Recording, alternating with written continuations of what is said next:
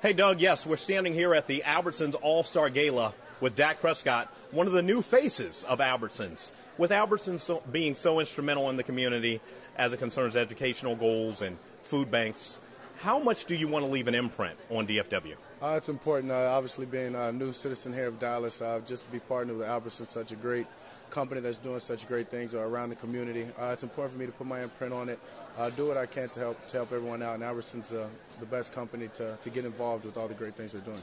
I just asked you, Jason Witten, also a spokesman for Albertsons. You guys going grocery shopping together or what, man? I might have to. Whatever Jason does, I just try to follow on and off the field. So if he wants to go grocery shopping together, I'm going. He's a great guy, and he sets the standard of being a partner with Albertsons, and I'm just trying to follow that. So you're in aisle 4, he's in aisle 82.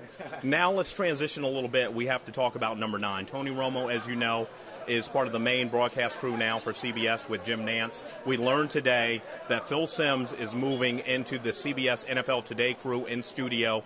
At your Mud Bug Fan Fest, 105.3 The Fan, in Arlington this past weekend, you said you have some big shoes to fill.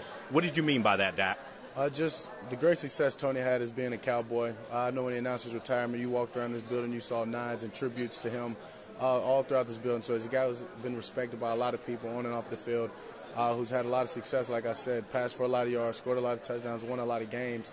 And it's only right for me to come in and try to do exactly those things and win more. Well, obviously, you had a phenomenal year, Rookie of the Year, leading the Cowboys to a record 11 straight wins last year. Where do you see this team right now at this point with the losses that you guys have suffered in the offseason? Just continuing to try to get better, trying to win that last game of the season that we lost. I know we're coming back. Everybody was hungry to get back at it this week. I know we got everybody pretty much intact. His offense, the defense is going to shine. Lee's going to make sure they're ready to go. But just to get back in here, have Witten, have everybody that we had last year on the offensive side, I know it's important for me just to move forward and grow with those guys to only get better. You talked about at the event in Arlington this past weekend some of the things that have changed in your life. You have a dog. You bought a new house. What else has changed for Dak Prescott coming off last season? I just say expectations. I always talk to my offensive coordinator and just saw him as I was coming in. He's like, it's crazy, 365 days to now. Just the expectations I have that I put on myself now going into my second year that I hope the organization, fellow teammates, and I know the fans do. But other than that, it's just me being the same, being humble, being grounded, staying focused, and trying to get better to help this organization win. Part of helping the organization is you are now the leader, the unquestioned face of the franchise and the leader.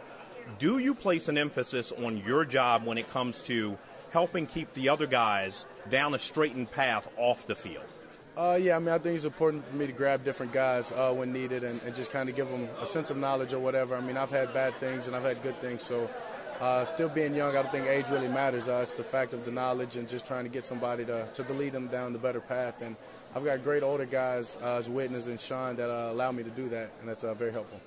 Dak Prescott, so poised, so professional, so much full of passion. And we're here at the Albertsons All Star Gala with Dak Prescott all night long. We'll be here live at 10 as well. Keith Russell, CBS 11 Sports.